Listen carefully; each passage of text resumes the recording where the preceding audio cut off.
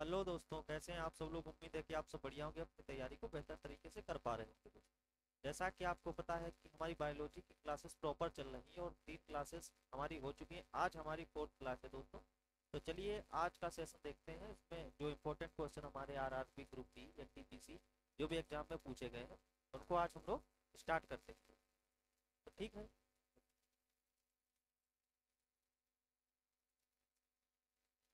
तो ठीक है दोस्तों, देखिए स्टार्ट करते हैं हम लोग। देखिए हम लोग ये जाइलम फ्लोएम तो हम लोग पढ़ लिए थे इसको। अभी देखते हैं हम लोग नीचे कहाँ पर थे, अभी देख रहे हैं हम लोग। ये स्क्लेरोकाइमा पैरेन्काइमा हम लोग कर लिए थे दोस्तों। तो अभी देख रहे हैं हम लोग, हाँ इसको पढ़े थे न्यूक्लिक एसिड। यहाँ पर थे डीएनए की द्विकुंडली संरचना के बारे में हमने बता दिया था। मैसेंजर आरएनए एमआरएनए और ये आरएनए और टीआरएनए के बारे में बता चुके थे दोस्तों। तो यहाँ से ये भी क्वेश्चन हमने कर लिए थे। और देखते हैं नीचे कहाँ पर थे हम लोग, देख रहे हैं दोस्तों। हाँ जेनेटिक्स के बारे में आपको बताए थे हम। ये भी हो चुका था हमारी समझ से, हाँ ये भी हो चुका था। ये यहाँ से हम लोग अब चलिए स्टार्ट करते हैं। देखिए यहाँ से यहीं पर थे हम लोग, ये पेज नंबर 350 के आगे, हाँ 351 से देखिए। यहाँ से देखते हैं हम लोग, यहीं पर थे हम लोग। देखिए आज पहला इसमें देखिए फर्स्ट क्वेश्चन आपका बताया गया है। एक संकर संकरण विभिन्न संकरणों की विशेषताओं वाले दो पौधों का संयोजन होता है। तो एक संकर संकरण में हम लोग दो विशेषताओं वाले पौधों का अध्ययन करते हैं। एक लेते हैं हम लोग टी, जिसको बोलते हैं लंबा पौधा, एक लेते हैं स्मॉल टी। ठीक है दोस्तों। तो दो विशेषताओं वाले पौधों का संयोजन होता है। ठीक है दोस्तों। यहाँ पर देखिए कण जो संतान द्वारा किसी लक्षण की वंशानुगति को नियंत्रित करता है। कण जो है मॉलिक्यूल जो संतान द्वारा किसी लक्षण की वंशानुगति को नियंत्रित करता है, क्या होता है हमारे पास पैतृक और मातृ डीएनए। मतलब पिता और माता का जो डीएनए होता है वो वंशानुगति को नियंत्रित करता है। देखिए 2022 में पूछा गया दोस्तों। थर्ड क्वेश्चन देखिए, मेंडल के संकरण में एक शुद्ध लंबे पौधे टीटी और एक पौने पौधे स्मॉल टीटी के साथ संकरण कराया जाता है। तो यप टू, यहाँ पर देखिए यप टू पीढ़ी में जीनोटाइप अनुपात क्या था। मेंडल जब किए थे प्रयोग तो जीनोटाइप अनुपात इसमें क्या था। तो देखिए हम लोग देखते हैं जीनोटाइप अनुपात भैया क्या था हमारे पास, 3:1 का। ठीक है। और देखिए क्वेश्चन, वह पहले व्यक्ति थे जिन्होंने प्रत्येक पीढ़ी में विशेष लक्षण को प्रदर्शित करने वाले पौधों जीवों की गणना करने के लिए अपने विज्ञान और गणित के ज्ञान को सम्मिलित किया। तो कौन थे वो, ग्रेगर जॉन मेंडल। कौन थे, जेनेटिक्स के पिता थे भैया। ग्रुप डी 2022 में पूछा गया।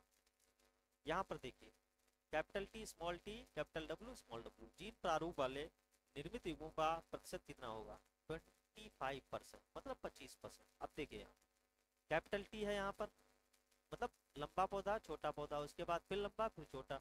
तो जीन प्रारूप वाले निर्मित युग्मकों का प्रतिशत कितना होगा, इसमें 25% होगा दोस्तों। मानवों में लिंग गुणसूत्रों के डेटाटेस युग्म होते हैं। कितने युग्म होते हैं, एक युग्म होता है हमारे पास। ठीक, लिंग गुणसूत्र के मतलब जैसे हम देखेंगे एक्स वाई होगा पिता में, एक्स एक्स किस में होगा, माता होगा दोस्तों। ठीक है। अब देखिए यहाँ पर मटर के पौधों में मेंडल के प्रयोगों के अनुसार लंबेपन को पौनेपन की तुलना में प्रभावी लक्षण कहा जाता है, क्योंकि डैश। अब यहाँ पर कोई पौधा लंबा ही होगा भले ही उसके लंबेपन के लिए एक जीन युग्म विकल्पी हो या दो जीन युग्म विकल्पी हो। अब देखिए यहाँ पर पहले में इन्होंने बताया था कि हमारे पास इसको बताए थे प्राविकता के नियम के अनुसार बताए थे कि अगर हम लंबे पौधे लें और छोटे पौधे लें तो उसमें ये बताए थे कि लंबे पौधे के गुण जो हैं वो ज्यादा प्रभावी रहेंगे, ये बताए थे। एक्स गुणसूत्र वाले शुक्राणुओं और वाई गुणसूत्र वाले शुक्राणुओं के बीच कोई दृश्यता भिन्नता होगी होती है। तो यहाँ पर देखिए बताइए एक्स गुणसूत्र वाले शुक्राणुओं और वाई गुणसूत्र वाले शुक्राणुओं के बीच कोई प्रतिशत भिन्नता होती है, तो नहीं होती है। यहाँ पर बताया इनके आकार या गतिशीलता में कोई अंतर नहीं आता है। देखिए ग्रुप बी 2022 में पूछा गया। ऐसे क्वेश्चन कंफ्यूज करते हैं वो ज्यादा मात्रा। यहाँ पर देखिए मनुष्यों में संतान का लिंग तो पिता द्वारा निर्धारित होता है। अब देखिए यहाँ पर पिता के पास कौन कौन से गुणसूत्र होंगे, एक एक्स और वाई, माता के पास एक्स एक्स। तो यहाँ पर जो वाई गुणसूत्र है तो पिता ही प्रभावी होता है इसके लिए। नेक्स्ट क्वेश्चन, जब मेंडल ने मटर के लंबे पौधों का संकरण मटर के मटर के बोने पौधे के साथ कराया तो प्राप्त सभी संतति लंबे पौधे थे। जब उन्होंने गोल बीज वाले पौधों को झुर्रीदार बीज वाले पौधों के साथ संकरण कराया तो सभी संतति गोलाकार बीज वाले थे।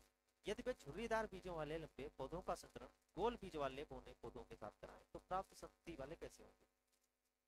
यहाँ पर देखिए झुर्रीदार बीजों वाले लंबे पौधों का संकरण कराया उन्होंने तो गोल बीज वाले बोनों पौधों के साथ कराते हैं तो गोल बीज वाले जो है लंबे पौधे प्राप्त होंगे। अभी बताएं कि हमारे पास देखिए जो भी प्रभावी रहेगा उसमें, ठीक, जैसे मान लिया टीटी लंबे लंबे हम लोग पौधे ले लिए दो और ये कैपिटल टीटी दोनों ले लिए। अब यहाँ पर स्मॉल टीटी हमने ले लिए तो दोनों का संकरण जब कराया मैंने, देखिए 1:2:1 में क्या है हमारे पास जो है लंबे पौधे ज्यादा प्रभावी रहेंगे इसमें, ठीक है।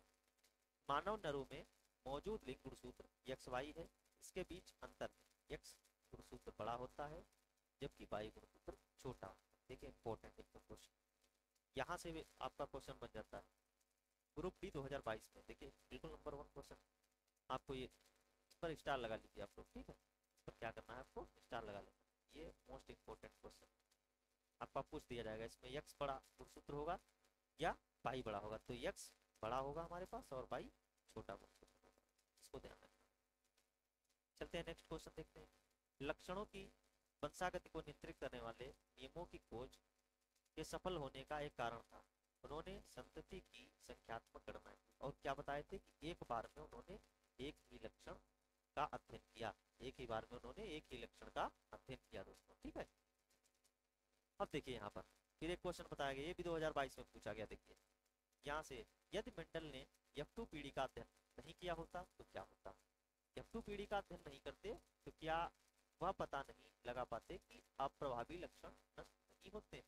देखिए इंपॉर्टेंट, बिल्कुल ये डिफिनेशन ही आपको एनसीईआरटी में लिखी मिल जाएगी। अगर F2 पीढ़ी का वो अध्ययन नहीं करते तो वो जान ही नहीं पाते कि अप्रभावी लक्षण नष्ट नहीं होते, ये जान ही नहीं पाते, ठीक है दोस्तों।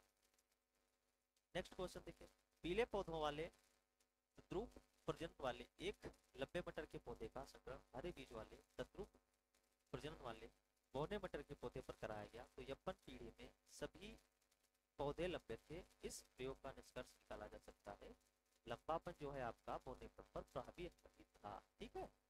बताए थे आपको जब पहला वो संकरण कराए तो उसमें लंबे पौधे लिए और कुछ बौने पौधे लिए तो उसमें लंबे ही पौधे ज्यादातर मात्रा में प्राप्त हुए। तो यहाँ पर देखिए लंबापन बौने पर प्रभावी था, जो बड़ा था जो ताकतवर था वो छोटे पर प्रभावी था, बस इसे ध्यान रखना है। 2022 में क्वेश्चन पूछा गया।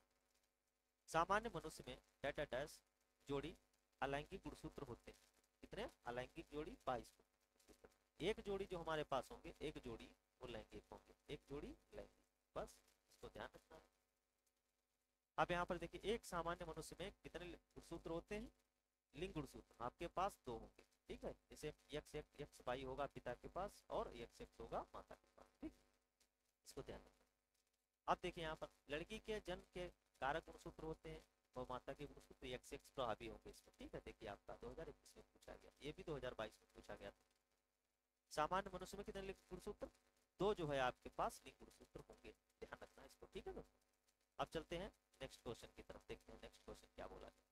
नेक्स्ट क्वेश्चन देखिए, अब यहाँ पर देखिए बताया गया है जीव जो अधिक दूर से संबंधी है उनके डीएनए में अंतर होंगे, इस विचार के आधार पर निर्मित दृष्टिकोण को कहा जाता है। जीव जो अधिक दूर के संबंधी उनके डीएनए में अधिक अंतर होने से उसके विचार के आधार पर निर्मित दृष्टिकोण को आणविक जातिव्रत कहा जा सकता है, इसको ध्यान रखना है। आणविक जातिव्रत के नाम पर जाना जा सकता है। जीन के भीतर आधार अनुक्रम परिवर्तन कहलाता है, क्या कहलाता है, उत्परिवर्तन। उत्परिवर्तन का सिद्धांत कौन दिया भैया, विंगो डी ब्रिज, विंगो डी ब्रिज कौन दिए थे, विंगो डी ब्रिज, ठीक है, इसको ध्यान रखना। उत्परिवर्तनवाद का सिद्धांत दिए, उत्परिवर्तनवाद बताए थे ये, उत्परिवर्तनवाद, उत्परिवर्तनवाद, ठीक है दोस्तों। नेक्स्ट क्वेश्चन देखिए, एक अनिषेचित मानव अंडे में सामान्यता होता है एक X क्रोमोसोम, एक X क्रोमोसोम उसमें फिक्स होता है अनिषेचित मानव अंडे, ठीक है। हसिया कोशिका जो हसिया के समान होती है, शैकल सेल बोलते हैं जिसको, रक्ताल्पता सिकल सेल एनीमिया के कारण होता है, किसके कारण होता है, हीमोग्लोबिन में असामान्य स्तरों के कारण, सिकल सेल, ठीक है, इसको ध्यान रखना। तो ये जो होगा आपका सिकल सेल एनीमिया, किसके कारण? हीमोग्लोबिन में असामान्य स्तरों के कारण। बस इसको ध्यान में रखिए। कब पूछा गया? 2019 में लोअर एग्जाम पीसीएस में देखिए आपको पूछा, ठीक है। मतलब जो भी आपके बड़े लेवल एग्जाम में भी पूछ दिए जाते हैं वो आपके क्वेश्चन यहाँ पर मिल जाएंगे, ठीक है। देखिए यहाँ पर थोड़ा चेंज कर लेते हैं कलर, ठीक। नेक्स्ट क्वेश्चन देखिए। अब देखिए नेक्स्ट क्वेश्चन देखा गया है, वह रोग जो मनुष्यों की तुलना में महिलाओं में बहुत कम होता है। जो बोला गया है वह रोग जो मनुष्यों की तुलना में महिलाओं में बहुत कम होता है, तो वर्णांतता। ये वर्णांतता आपको जो देख रहे हैं ये महिलाओं में बहुत कम मात्रा में होता है। इसमें क्या है, आपको कलर नहीं पहचान पाएंगे। क्या नहीं पहचान पाएंगे? कलर। कलर नहीं पहचान पाएंगे आप। जैसे मान लीजिए इसमें आपका नीले मतलब लाल रंग होगा तो आप उसको ग्रीन बता देंगे, ठीक है। ग्रीन होगा उसको आप जो है बता देंगे कि मान लीजिए ये अन्य कलर है हमारे पास हरा है तो ये हरा को बता देंगे नीला है। तो इस प्रकार से आपको जो है वर्णांतता होती है, कलर ब्लाइंडनेस को बोलते हैं। और ये रेलवे के एग्जाम वगैरह में नंबर वगैरह लिखवाते हैं तो उसमें दिखवाते हैं कि ये वर्णांतता तो नहीं है लड़कों। यहाँ पर देखिए टर्नर सिंड्रोम में प्रभावित होते हैं तो 45 क्रोमोसोम हमारे पास क्या होंगे? टर्नर सिंड्रोम में प्रभावित होते हैं, ठीक है दोस्तों। जीन के भीतर अनुक्रम आधार परिवर्तन क्या कहलाता है? उत्परिवर्तनवाद। उत्परिवर्तन कहलाता है। इसको कौन दिया? हीमोडीन। देखिए 2016 में पूछा गया, यूपीपीसीएस में पूछा गया। देखिए टर्नर सिंड्रोम में प्रभावित होते कितने? 45 क्रोमोसोम, ठीक है। अब देखिए यहाँ पर एक बढ़ांत पुरुष एक सामान्य महिला से विवाह करता है। बढ़ांत पुरुष है, उसको कलर ब्लाइंडनेस है। एक नॉर्मल मतलब जो है महिला से विवाह करता है, बढ़ांतता के लक्षण उत्पन्न होंगे, इसमें होंगे। अब देखिए यहाँ पर पुरुष था हमारे पास तो उसको था बाणता, ठीक। और यहाँ पर महिला जो थी उसको नहीं था। अब देखिए पुरुष की जब लड़की मान लिए होगी तो उसमें क्या है, उसके लक्षण देखने को मिलेंगे। अब जब मनुष्य में था वर्णांतता तब लड़की में आई। अगर यही बात जस्ट अपोजिट हो जाती, महिला में मान ली वर्णांतता होती तो लड़कों में आती, ठीक है दोस्तों, इसको ध्यान रखना। अब देखिए यहाँ पर मान लिया डैडी के था तो क्या है, लड़कियों में वर्णांतता हुई। मम्मी जो है नॉर्मल थी यहाँ पर। अब मान लिया मम्मी को वर्णांतता होती तो क्या होता? तो लड़कों को वर्णांतता होती। अब देखिए यहाँ पर बेंटल ने अपने चिर प्रतिष्ठित वंशानुगत नियमों को प्रतिपादित करने में जिस जीवधारी का उपयोग किया तो क्या था हमारे पास? गार्डन की मतलब मटर का पौधा, गार्डन का, क्योंकि ये बहुत जल्दी समय में इस पर प्रयोग भी किया जा सकते थे। अब ये सोचिए इस बात को कि ये यूकेलिप्टस के पौधे पर क्यों नहीं किए। दूसरी समस्या हो जाती क्योंकि वो लंबे समय में पौधा तैयार होता। दूसरी बात वो इतना लंबा हो जाता है कि उसका अध्ययन करना बहुत मुश्किल बात हो जाती भाई। अब देखिए यहाँ पर यौन संबंधित अनुवांशिक रोग है तो यहाँ पर क्या है हमारे पास? हीमोफीलिया, ठीक है। हीमोफीलिया, इसको ध्यान रखना, ठीक है। इसमें क्या होता है आपके पास रक्त का थक्का इसमें नहीं जमता है, लगातार ब्लड क्लॉटिंग नहीं होती है तो ब्लड लगातार बॉडी से निकलता ही रहता है और जब तक निकलता है जब तक आदमी की मृत्यु नहीं हो जाती। अब यहाँ पर देखिए एक प्राकृतिक ज्वालाबंधक है। प्राकृतिक ज्वालाबंधक हमारे पास डीएनए, ठीक है, इसको ध्यान रखना। डीएनए क्या है हमारे पास? डीएनए है दोस्तों। यहाँ पर देखिए आरएनए एक बहुलक अणु है, इसका पूर्ण रूप क्या है? ये इंपॉर्टेंट है। देखिए राइबोन्यूक्लिक एसिड, राइबोन्यूक्लिक एसिड आपको बताए थे। डीएनए को क्या बोलते हैं हम? Deoxyribonucleic acid. डीएनए का पूर्ण रूप क्या है? Deoxyribonucleic acid. देखिए एसएससी में आपका 2 बार पूछा गया, अब सीजीएल में देखिए पूछा गया प्राकृतिक ज्वालामुखी। यहाँ पर देखिए एक जीन क्या है हमारे पास? पॉलीन्यूक्लियोटाइड्स। क्या है हमारे पास? बताए थे आपको कि जीन क्या है हमारे पास। जीन हमारे पास यहाँ पर देखिए जीन उसमें बताए थे डीएनए का ही एक ग्रुप। अब देखिए यहाँ पर पॉलीन्यूक्लियोटाइड हमारे पास दे दिया, कोई समस्या नहीं। यहाँ पर देखिए सामान्य कोशिकाओं में डीएनए से आरएनए तक अनुवांशिक जानकारी के प्रवाह की प्रक्रिया को कहा जाता है। क्या कहते हैं इसको? प्रतिलेखन। क्या कहते हैं इसको? प्रतिलेखन। इंपॉर्टेंट क्वेश्चन, प्रतिलेखन।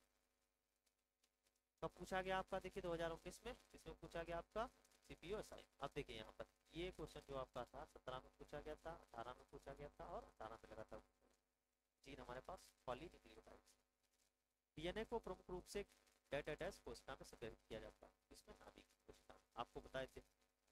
डीएनए हमारे पास जो है 2-3 जगह पाया जाएगा। एक तो नाभिक में पाया जाएगा, सेकंड में इसके अलावा आपका माइटोकांड्रिया में भी होगा। किसमें? माइटोकांड्रिया, ठीक, इसमें होगा। और किसमें होगा ये डीएनए की जब बात की जाए? डीएनए की जब बात की जाए तो तीसरे में आपको बताना है, तीसरी जगह एक जगह और मिलेगा, ये किसमें होगा?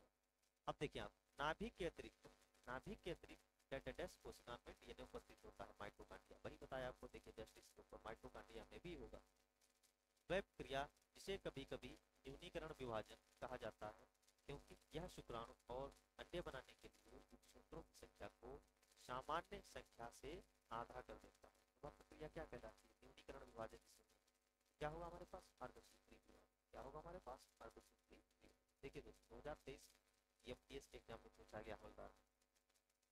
फिर देखिए इसको, क्या है वह प्रक्रिया जिसमें कभी कभी न्यूनीकरण विभाजन, मतलब न्यूनीकरण विभाजन, विभाजन बहुत कम मात्रा में होगा, कहा जाता है यह शुक्राणु और अंडे से बनने के लिए सूत्रों की संख्या को समान संख्या से आधा कर देगा। जब आधा कर देगा इस प्रकार जब आप देखेंगे इसको बोलेंगे हम लोग अर्धसूत्री विभाजन। ठीक है, इसको ध्यान रखना। आप देखिए क्वेश्चन, ये क्वेश्चन आपका देखिए पॉलीसोम के राइबोसोम की भूमिका होती है। पॉलीसोम के राइबोसोम की भूमिका होती है। एमआरएनए बताए थे मैसेंजर आरएनए।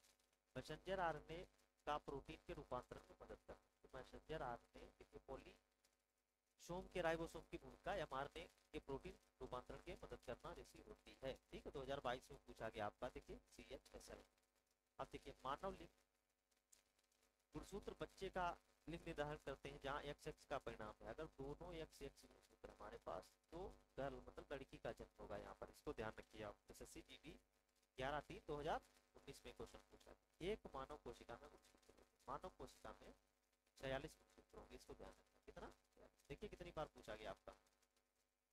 17 में जेई में पूछा गया, कांस्टेबल मेंस में पूछा गया आपका, PCS 1991, NTPC 2016, GD 2021, और ये आपका देख रहे हैं सिर्फ थर्ड में RRB जेई 2019।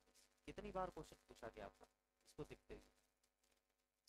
अन्य देखिए अभी हम लोग इसके नीचे देखिए, अब इसके बाद देखिए, अब देखिए यहाँ पर जब बात होगी पुरुष में हमारे पास गुणसूत्र कौन कौन होंगे हमारे पास? होगा X और Y होगा दोस्तों, और माता में XX गुणसूत्र। ठीक है, यहाँ पर देखिए झिल्लीदार गर्दन, पेवट नेक अभिलक्षण है किसका? टर्नर संलयन लक्षण का। ठीक है, झिल्लीदार गर्दन। ठीक है, इसको ध्यान रखना। जो हिनजियो नाम के एक अमेरिकी कोशिका अनुवांशिकी वैज्ञानिक वर्ष में एक शोध प्रकाशित किया था जिसमें 2n=46 मतलब 2n=46 को मानव गुणसूत्रों की सटीक संख्या के रूप में परिभाषित किया। वो किस सन में किया था? मतलब 1956 में। कब किया था? 1956। देखिए CGL 2023 पूछा गया।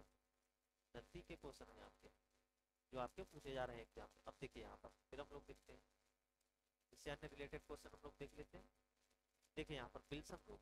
अब देखिए विल्सन रोग क्या है? एक अनुवांशिक रोग है जिसमें डेटाडेस शरीर में अधिक मात्रा में संचय होता है। किसका होता है? कॉपर। इंपॉर्टेंट क्वेश्चन, इसको लिख लीजिए, मोस्ट इंपॉर्टेंट क्वेश्चन। विल्सन रोग किससे संबंधित होगा भैया? कॉपर अगर ज्यादा मात्रा में हमारे हो गया बॉडी में तो कौन सा रोग हो जाएगा? विल्सन हो जाएगा। ठीक है, कॉपर ज्यादा मात्रा में हो गया। देखो CGL 2019 मेंटल को डेटाडेस के रूप में जाना जाता है, जेनेटिक्स के पिता के रूप में, फादर ऑफ जेनेटिक्स। ठीक है, इसको ध्यान रखना। हीमोफीलिया का लक्षण है रक्त का थक्का ना बनना। बॉडी से लगातार खून इतना निकलेगा कि आप जब तक आप मतलब दुनिया से निकल ही नहीं देंगे तब तक ब्लड आपका चलता ही रहेगा। पुनेट स्क्वायर में क्रॉस AA मतलब स्मॉल कैपिटल A लिया गया, फिर स्मॉल A, फिर कैपिटल B, फिर स्मॉल B, X और संकलन कराया गया कैपिटल A से। देखिए संकलन कराया, फिर स्मॉल A, फिर स्मॉल B के साथ कितने AABB फिनोटाइप बनेंगे? देखिए यहाँ पर अब जब संकलन कराया गया तो कैपिटल A स्मॉल लिया गया, यहाँ पर कैपिटल A स्मॉल A लिया गया, उसके बाद कैपिटल B और स्मॉल B ले लिया गया, कैपिटल B स्मॉल B। कितने जीनोटाइप बनेंगे? तो यहाँ पर देखिए कितने हमारे पास? 4 है, तो 4 ही। जब मल्टीप्लाई होगी 4 से तो एक एक करके होगी, तो यहाँ पर 4 है, यहाँ पर नंबर कितने हमारे पास? 4, तो 4 ही बनेंगे। अनुवांशिकी रूप में समान व्यक्तियों के बीच प्रत्यारोपण को क्या कहते हैं? तो अनुवांशिकी में जब समान व्यक्तियों के बीच होगा तो आइसोग्राफ किसको बोलेंगे? यहाँ पर देखिए यौन प्रजनन में माता पिता का योगदान होता है, अपने जीन का आधा हिस्सा। देखिए दो वहाँ पर थे हमारे पास, भाई X और एक माता के पास, एक भाई के पास। तो इनका देखिए 50-50 नहीं है, आप हो रहा है। अब देखिए बच्चे का लिंग निर्धारण होता है तो किससे होता है? गुणसूत्र से होगा। अब देखिए यहाँ पर वो भी पिताजी के गुणसूत्र से। यहाँ पर देखिए गुणसूत्र संबंधित होते हैं किससे? अनुवांशिक लक्षणों के संचार। अब नेक्स्ट क्वेश्चन देखिए, उस बिंदु का नाम है जिस पर गुणसूत्र में क्रोमैटिन जुड़े रहते हैं, तो इसको क्या बोलते हैं हम लोग? सेंट्रो क्या बोलते हैं हम लोग? सेंट्रोमियर बोलते हैं, सेंट्रोमियर बोलते हैं। ठीक है दोस्तों, जिस पर गुणसूत्र में क्रोमैटिन जुड़े होंगे तो उसको बोलेंगे हम लोग सेंट्रोमियर बोलेंगे। देखिए आरआरबी एलपी 2018 में पूछा गया। यदि एक पौधे का समजीनी small t t capital R R है तो समलक्षणी होगा बौना और गोल। कैसे हम लोग पता किया? यहाँ पर देखिए टीटी का मतलब छोटा है और आर कैपिटल है, तो इसके लिए गोल बताया गया। ठीक है, इसको ध्यान रखना है। जब स्मॉल टीटी की बात हो तो जान जाइएगा छोटे की बात हो रही है यहाँ पर। ठीक है, अब देखते हैं नेक्स्ट क्वेश्चन। वंशानुक्रम की इकाई क्या है? अब वंशानुक्रम की इकाई जीन है भैया, जेनेटिक से जीन ही बना है यहाँ पर। ठीक है, देखिए कब से पूछा गया, एकदम छोटा छोटा क्वेश्चन। 17, 18, 18, 17 लगातार पूछा गया। वंशानुक्रम लक्षणों के जिन समूहों को कहते हैं, क्या कहते हैं? समजीवी। इन समूह को समजीवी बोलेंगे। लैंगिक प्रजनन में के का शामिल होते हैं, तो यहाँ पर विपरीत क्या होंगे हमारे पास? देखिए यहाँ पर अनुवांशिक लक्षणों के जिन समूह को क्या कहेंगे? अनुवांशिक लक्षणों के जिन समूह को हम लोग समजीवी बोलते हैं। ठीक है, इसको ध्यान रखना है। अब यहाँ देखिए लैंगिक प्रजनन में के का शामिल होते हैं, तो विपरीत लिंगी जो है हमारे पास प्रजनन में क्या होगा? विपरीत लिंगी। देखिए यहाँ पर विपरीत लिंगी और दो जनक शामिल होते हैं हमारे लैंगिक प्रजनन। विपरीत हमारे पास जो है दो प्रजनन में शामिल होते हैं, इसको ध्यान रखना है। अब यहाँ पर देखिए मनुष्य जाति के एक पुरुष को इसके यक्स क्रोमोसोम्स प्राप्त होते हैं, किसके? माता के। ठीक है, इसको ध्यान रखना। प्रजातियों में डायटेटस जीवित रहने का लाभ प्रदान कर सकता है अथवा केवल अनुवांशिकी क्रम में योगदान प्रदान कर सकता है। देखिए प्रजातियों में डायटेटस, यहाँ पर उत्परिवर्तन परिवर्तन कौन दिया था इसको? यूगोडी ब्रीज। ठीक है दोस्तों, इसको ध्यान रखना। माता पिता से संतान में शारीरिक या मानसिक गुणों के संयोजन को क्या कहा जाता है? अनुवांशिकता कहा जाता है। ठीक है दोस्तों, इसको ध्यान रखना है। नेक्स्ट क्वेश्चन देखिए, बच्चों में लिंग, बच्चों में जब आएगा आपका, बच्चों में जब आएगा बच्चों का लिंग डायटेटस प्राप्त होने वाले वंशानुक्रम गुणसूत्र द्वारा निर्धारित होता है, किसके? पिता के गुणसूत्र द्वारा। ठीक है, इसको ध्यान। अब देखिए नेक्स्ट क्वेश्चन हम लोग देखते हैं। नेक्स्ट क्वेश्चन देखते हैं, मानवों में नर युग्मों के गुणसूत्र का वाहक होता है, तो मानवों की बात आएगी। मानवों में नर युग्म के गुणसूत्र का वाहक कौन होगा? या तो एक्स या वाई गुणसूत्र होगा। कोई क्लियर नहीं कि वाई ही होगा हमारे पास। ठीक है, या तो एक्स हो जाएगा या वाई हो जाएगा। जीन उत्परिवर्तन का कारण होता है नाइट्रोजनी क्षारों के अनुक्रम में परिवर्तन होता है। डाई हाइब्रिड संकर क्रॉस में विपर्यासी लक्षण को डायटेटस जोड़ी पाई जाती है। विपर्यासी लक्षण से उत्पन्न जोड़े स्वतंत्र रूप से व्यवहार करते हैं। एक जोड़ा स्वतंत्र रूप से वर्गीकृत करता है, क्या करता है? दो हाइब्रिड संकर क्रॉस। ठीक है,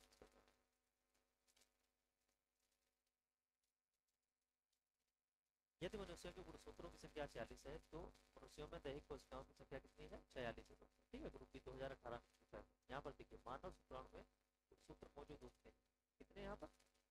तो 23 दूनी 46, 23 जोड़े मतलब 23 होते हैं। मेंडल के नियम केवल तभी लागू होते हैं जब माता पिता शुद्ध प्रजनन हो। ठीक है, यहाँ पर ध्यान रखना है इसको। अब ये नहीं कि पता लगा कि मतलब जो है कैपेसिटी है नहीं और अशुद्ध प्रजनन है तो उसमें नहीं होगा। ठीक है, इसको ध्यान रखना। मेंडल ने F1 पीढ़ी के पौधे में F2 वंशज की क्या किस क्रिया से कराया भैया? स्वपरागण के अनुसार। ठीक है, इसको ध्यान रखना, स्वपरागण से। ठीक है, अब यहाँ पर देखिए डायटेटस प्रजनन अधिक विविधता ला सकता है, तो लैंगिक प्रजनन। ठीक है, अधिक विविधता ला सकता है। देखिए आरआरबी ग्रुप बी 18, 18, 18, 18 लगातार एक क्वेश्चन लगातार पूछा गया। ठीक है दोस्तों, देखते हैं और क्वेश्चन देखते हैं। अभी देखिए यहाँ पर ये बोला गया नेक्स्ट क्वेश्चन, 556 गोल हरे और सिकुड़े बीज पीले के हाइब्रिड क्रॉस में डायटेटस बीज गोल और पीले होते हैं। तो यहाँ पर देखिए ये बोला गया, इसको डाटा को याद करना पड़ेगा आपको। 556 गोल हरे मतलब 556 गोल हरे और सिकुड़े बीज पीले बीजों को हाइब्रिड क्रॉस में 315 बीज जो है बीज गोल और पीले होते हैं, इसको ध्यान रखना। अगर ये आ जाए तो आपको बिल्कुल डाटा याद करना पड़ेगा। अब देखिए F2 जनरेशन में फिनोटाइप अनुपात कितना होगा? आप देखिए F2 में जब बात की जाएगी तो 9:3:3 मतलब 9:3:1 का होगा। और F1 में कितना होगा? F1 में कितना होगा बताइए? 1:2:1 का रहेगा, यहाँ पर बताना है आपको, या 1 जनरेशन में कितना रहेगा। विरोधी गुणों विरोधी गुणों का युक्त जो समान विशेषताओं को नियंत्रित करे क्या कहलाता है? युक्त विकल्पी कहलाता है। अब देखिए युग्म विकल्पी होते हैं किस प्रकार के होते हैं? जीन का वैकल्पिक रूप होते हैं। देखिए 2018 में पूछा गया। विश्वास और प्रथाओं का एक संग्रह है जिसका उद्देश्य मानव आबादी की अनुवांशिक गुणवत्ता में सुधार लाना है, इसे अनुवांशिकता का क्षेत्र कहा जाता है। क्या कहते हैं इसको? यूजेनिक्स कहते हैं। ठीक है, क्या कहते हैं इसको? यूजेनिक्स बोलते हैं। अब देखते हैं नेक्स्ट क्वेश्चन। नेक्स्ट क्वेश्चन इसको स्क्रॉल कर लेते हैं। देखिए यहाँ पर देखिए, अब ये क्वेश्चन जो है ये क्वेश्चन बोला गया। अब देखिए इसको, डेटा टेस्ट प्रयोग से हमें गुणों की विरासत को एक पीढ़ी से अलग पीढ़ी में लाने के लिए तंत्र किसने प्रदान किया? मेंडल ने। मतलब एक पीढ़ी से दूसरे पीढ़ी में सूत्र या मान लीजिए कैसे ट्रांसफर होते हैं जो भी हमारे पास विरासत अगली पीढ़ी से दूसरी पीढ़ी में, तो इसको किसने बताया था? मेंडल ने बताया था। ठीक है, जो गुणसूत्र। अब जी मेंडल का निधन कब हुआ? 1884 ईस्वी। ये भी होता है निधन की मतलब डेट भी पूछ सकते हैं, जबकि 2018 में पूछा गया है 1884। आमतौर पर मेंडेलियन कारक कहलाते हैं, क्या कहलाते हैं? जीन कहलाते हैं। मेंडल ने मटर के पौधों को चुना क्योंकि उसमें विषमता देखने के उनमें विषम देखने वाले थे। ठीक है, और जल्दी भी तैयार हो जाते थे, ये भी बात। मेंडल ने किस आधार पर युग्मों की शुद्धता का नियम बताया? एक चक्कर संकरण के आधार पर बताया। तो पुनर्जन्म का अर्थ क्या है? छोटे खंड से जीव को पूरे शरीर का निर्माण, छोटे खंड से जीव के पूरे शरीर का निर्माण मतलब पुनर्जन्म का अर्थ है दोस्तों। आरआरबी ग्रुप बी 2018 में पूछा गया। देखिए यहाँ पर बहुगुणिता क्या है? तो उत्परिवर्तन बहुगुणिता डेटेडस परिवर्तन होने पर होती है। क्रोमोसोम की संख्या में परिवर्तन होने पर क्या होती है? बहुगुणिता होती है। ध्यान रखना है इसको, सीजीएल क्लियर 2016 में पूछा गया। अब देखिए यहाँ पर बताया गया आपका जैव विकास। जैव विकास बताया गया। इसके क्वेश्चन कितने हैं हमारे पास जैव विकास के? देखिए हाँ, देखिए हमारे पास ये डार्विन वाला आपसे ये पूछा जाता है। चलिए इसको भी कर लेते हैं, जैव विकास को देख लेते हैं। भाई जीव जंतुओं का जैव विकास कैसे हुआ इसको भी देख लेते हैं। तो जल्दी जल्दी में थोड़े क्वेश्चन कर लेते हैं। देखिए होमोसेपियंस सब किसके द्वारा लिया गया? क्या होमोसेपियंस सी लिनियस, ये क्या लिखा? सी लिनियस यहाँ पर लिखा कैरोलस लिनियस। इसको लिख लीजिए कैरोलस लिनियस। ठीक है, इसको ध्यान रखना कैरोलस लिनियस लिख जाए। ठीक है, अब देखिए अंग जिसको बुनियादी संरचनाएं उत्पत्ति समान होते हैं किंतु उसके कार्य भिन्न होते हैं उसको क्या बोलते हैं? वो समझाते हैं। देखिए यहाँ अंग जिनमें बुनियादी संरचना तो है समान होती है, कार्य उनके अलग अलग। अब देखिए यहाँ पर जैसे मैंने एक मानव बना दिया। अब उसके हाथ देखिए, उसके हाथ एक जैसे। अब देखिए यहाँ पर ये मैंने आदमी बना दिया, यहाँ पर मैंने मछली बना दी, एक मछली बना दी। तो इसके भी मान लो ये जो इधर वाले हैं ये भी हाथ मान ली मछली है। तो देखिए यहाँ पर है तो समझात ही देखिए समान है ना, लेकिन क्या है उनके कार्य अलग अलग है। वो क्या करता भैया हाथ से हम अपने कार्य करते हैं अलग। अब यहाँ से देखिए मछली क्या करती है? वो पानी को उठाती है। क्या है इसको? ये समझात बोलेंगे लेकिन इनके कार्य अलग अलग है। देखिए किससे पूछा गया? 2021 में पूछा गया। कारक जो जाति उड्डयन द्वारा मौजूद जातियों से नई जातियों में विकसित होते हैं योगदान नहीं करता।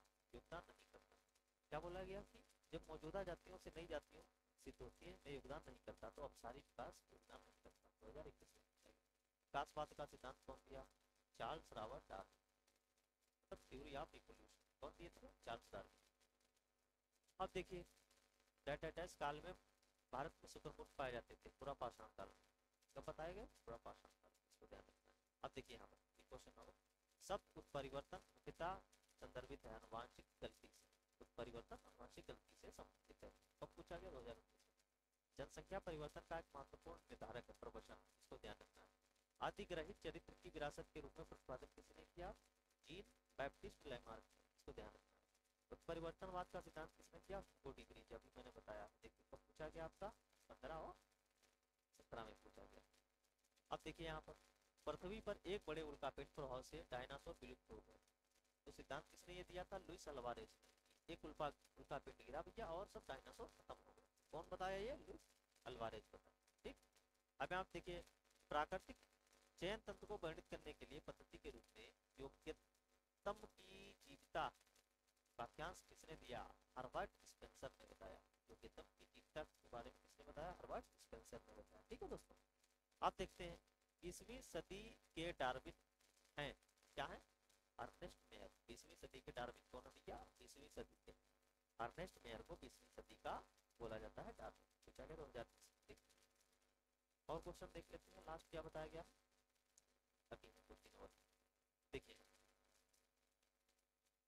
एक दिए गए भौगोलिक क्षेत्र में विभिन्न प्रकार के प्रजातियों का विकास एक स्थान से शुरू होता है और वस्तुतः अनेक भौगोलिक क्षेत्रों में प्रसारित होता है, तो उसे क्या कहते हैं? अनुकूलीकरण कहते हैं दोस्तों। क्या बोलेंगे? एक क्षेत्र से दूसरे क्षेत्र में प्रसारित होता है तो उसको बोलेंगे तो अनुकूलीकरण। अब देखिए, भारत के प्रसिद्ध जीवाश्म स्थल जहाँ डायनासोर का पूर्ण कंकाल पाया जाता है, कहाँ पाया जाता है? पथरामना, महाराष्ट्र। अब यहाँ पर उन्होंने बताया कि उल्का पिंड भैया गिरा, और जैसे महाराष्ट्र में लोनार झील जो बनती है वो किससे बनी है भैया? अब आप बता सकते हैं उल्का पिंड से। आप ये बताए कि वहां पर उल्का पिंड गिरा और सभी के मर गए। तो यहाँ पर देखिए डैश ने सुझाव दिया कि जीवन की उत्पत्ति सरल कारण से होती है। किसने क्या ये बताया? JPL हाल्डेन ने ये बात बताई थी, ये 2000 में पूछा गया। जीवन की उत्पत्ति के बारे में ओपेरेन का सिद्धांत क्या है? ओपेरेन का सिद्धांत रासायनिक विकास से है, ठीक है। ओपेरेन का सिद्धांत रासायनिक विकास से। आद्य वायुमंडल कम हो रहा है क्योंकि हाइड्रोजन परमाणु सक्रिय थे और अधिक संख्या में, ठीक है दोस्तों। तो आज के देखिए हमारे लगभग 150 से 200 क्वेश्चन अभी हो गए। तो ठीक है, आपको उम्मीद है कि ये क्वेश्चन आपको समझ आए होंगे। क्या है, इसकी PDF आपको हमारे टेलीग्राम चैनल ABCD पर मिल जाएगी दोस्तों। और कल हम इसके आगे के क्वेश्चन देखेंगे, या हो सकता है कल हम फिजिक्स भी देखें। इसको अभी 4 दिन इसको देख लिया, उसके बाद फिजिक्स कल देखें। तो ठीक है दोस्तों, मिलते हैं नेक्स्ट सीजन में। आज के लिए इतना ही रखते हैं। जय हिंद जय भारत।